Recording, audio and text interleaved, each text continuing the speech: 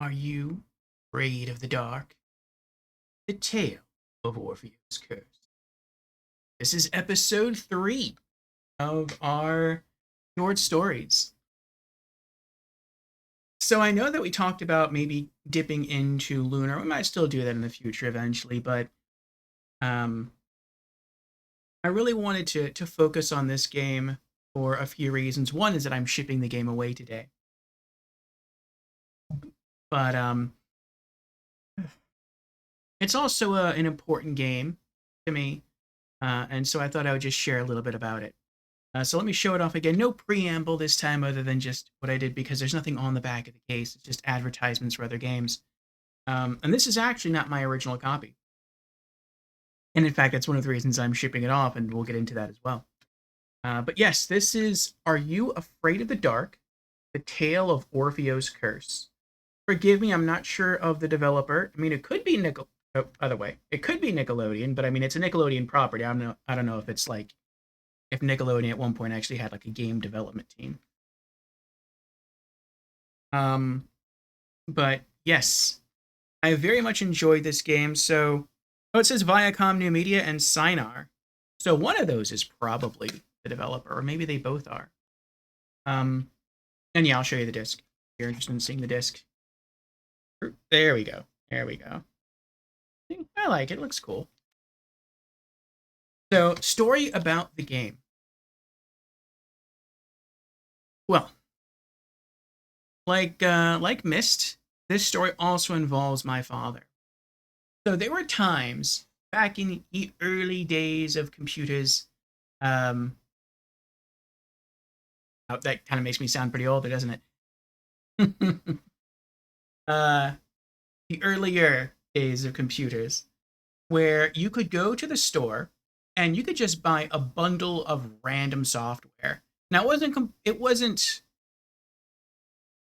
an unknown thing. Like you would pick up a box and flip it over, and it would list all the different software titles in that bundle.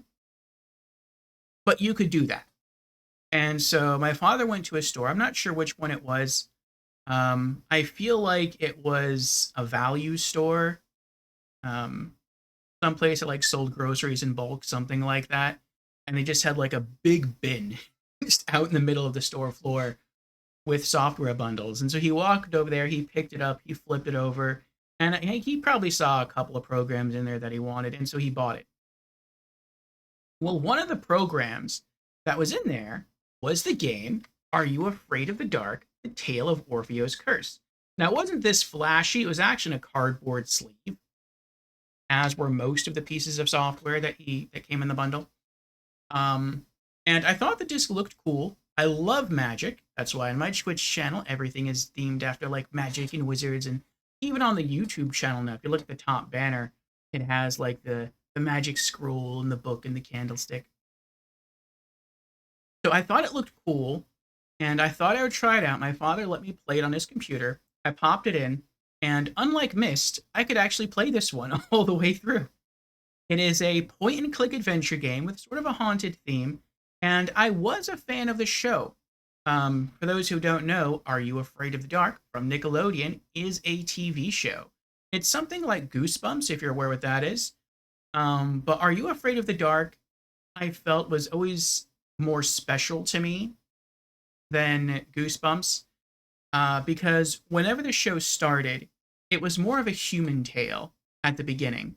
At least the episodes were, because it was about just a group of kids who were school age, and they would all gather around a campfire in the evening, and they would throw some gunpowder into the fire, and they would have a little bloosh of smoke, and then they would tell their ghost tales to one another.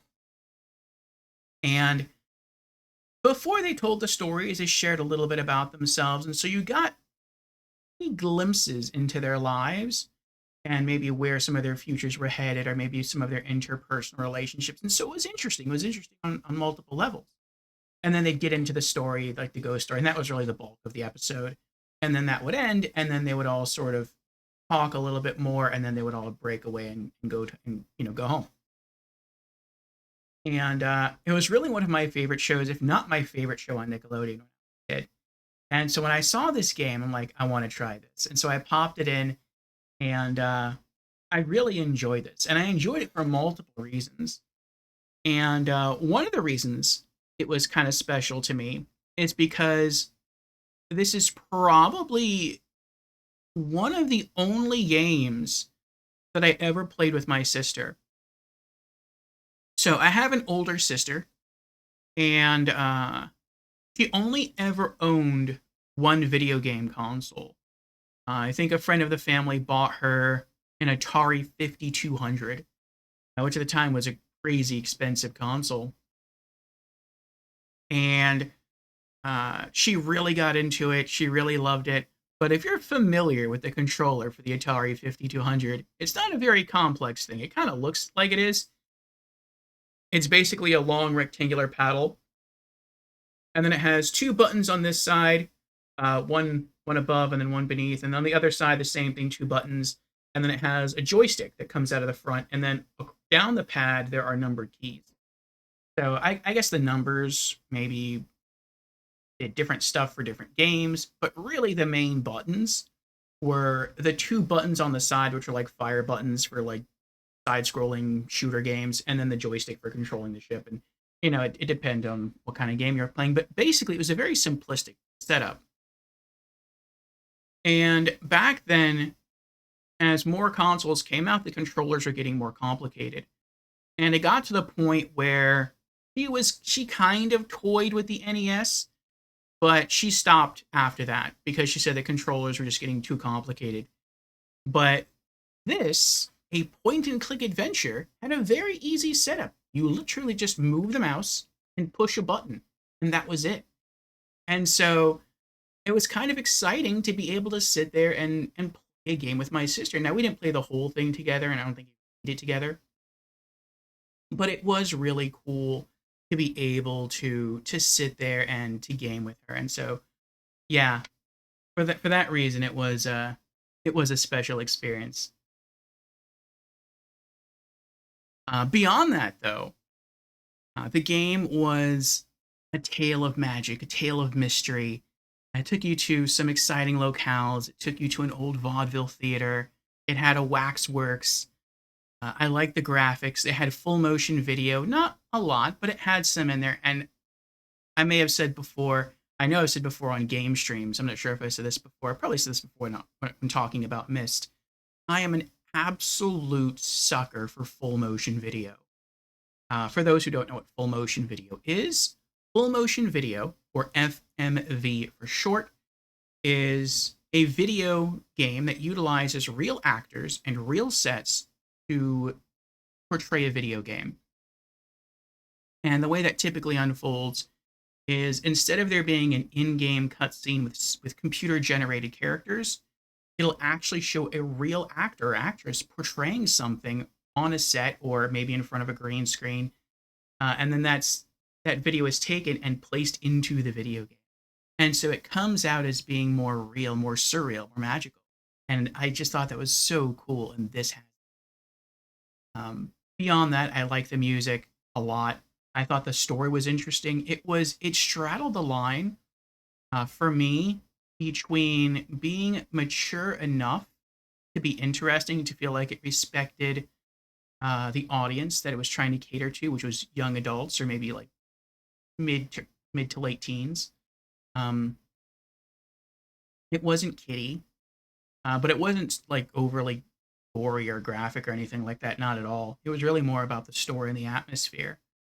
Uh, there were lots of interesting, colorful characters. There was multiple endings that you could get in the game, and just everything to me about the game was beautiful. I loved it all, and I even love the concept of magic in the game, where in the tale of Orpheo's curse, the concept of magic is an elusive thing, in that it seems like it's a thing that, as you play through the game, you feel like you're learning more, you feel like you're understanding more, and to some extent you are. But when you finally think you've fully understood a thing, and I wanted to say what that thing is in case anyone wants to play this game eventually, I don't want spoilers. Once you finally think you've figured out a thing, you find out that you're wrong. And I feel like that's part of how magic is. Like it's sort of like crawling towards a mirage. And then when you finally get there, when you finally think you've made it, you go to grasp it and you just find it's nothing but sand and it slips through your fingers. And while in real life, that's a tragedy. When it comes to magic, like that's how magic I feel should be. It should always be like this mysterious, beautiful, elusive, distant thing that you can never quite grasp. And this game does that very well. And in fact, this game did it so well that this is one of the three sources of my name, Lord Orpheo. So, yes, Lord Orpheo is actually based off three different sources, one Greek myth and two different video games. We'll eventually talk about the other game on this channel. But yeah, this is one of them. And so, yeah, I very much enjoyed the game. It's probably one of my favorite point and click adventure games of all time. I'm tempted to say that it's my favorite point and click adventure game of all time. It's kind of between this and Myst. But I mean, if I had to choose between the two, I would say it's this. But when it comes to PC, it's definitely this because I couldn't finish Myst on PC. I had to finish it on console on PlayStation 1.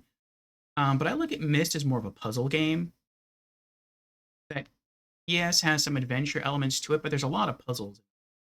In Are You Afraid of the Dark, there's like some puzzles, but it's really just more like a walking simulator, piecing things together. It's more mystery than puzzle, really. And so, for those of you like me who are generally bad at puzzles, you don't need to worry. This is a much more approachable game than Myst. Now, as far as why I'm shipping this one off, um, during a move I had, I lost the disc. I lost the disc that came with the cardboard sleeve, and that was a bit sad. And so I had always kind of wanted to replace the game. And years later, I was like, you know what? Let's see if I can replace the game. I know it's super old. It wasn't like a AAA release or anything, but I'll see if I can find a copy. And so I hopped on Amazon and I found a copy and it said for PC. I ordered it. And when it came in the mail, you can, where is it? There. Okay. See if you can see it there. Right. You can see the red writing. You can't probably see what it says. That says Macintosh. They shipped me a copy of the game for Mac. So there was nothing I could do with it. I had always had PCs when I was growing up. And so I never returned the disc. I think I bought it for like $4 or $5. So I'm like, you know what? I'm just gonna keep it. Um, and then I ordered another copy from a different vendor. Luckily, there was a different vendor, and they sent me a copy for the PC, so that was cool. I then lost that copy. The copies of this game for me are a bit like the magic in this game. They're ever elusive. They keep somehow slipping through my fingers. And now, even if I had a disc-based copy, I couldn't play it because my main computer is a Steam Deck, and that doesn't have a disk drive, and I don't have an external disk drive, and I don't plan on getting an external disk drive. So that's fine, though. I had my time with it. It was a great experience. And I could probably go somewhere to get a digital copy of the game and play it that way. And I think I have done that before. If you're interested, you can go on our YouTube channel and look elsewhere, I think, for our spooky sessions. And you will find my playthrough of Are You Afraid of the Dark? The Tale of Orpheo's Curse. Played on Steam Deck. Which is why I had to break it up into multiple parts. At that time, I didn't have a dock to keep the system charged, and so the battery would just keep running out. So we had to literally end it at certain places. But yes, great game. And I know a friend who enjoys point-and-click adventure games, and she has a Mac, and she's the only person that I know of who has a Mac. And so I'm like, you know what? Instead of just keeping this in my collection just for collecting purposes, I'll send it to someone who can actually get some use out of it, and maybe she'll like it. If she doesn't, she can just pass along to somebody else, maybe one of her other Mac friends. But yeah, Great game. If you like point and click adventure games and you like an air of mystery and magic to your games, see if you can find a copy of Are You Afraid of the Dark? The Tale of Orpheo's Curse. Highly recommend it. Again, probably my favorite point and click adventure game on PC. One of my favorite point and click adventure games of all time. And in fact, if you go to my gamer profile, my rank 1 gamer profile, it is listed in my top 10 favorite games of all time. I don't remember where, but it's in there. Look. So, yes, that has been episode 3 of our short stories. So, thank you for joining me on this little rant down a magical memory lane. And I will see you again sometime for episode 4. So, have a good time, everyone, and I shall see you again.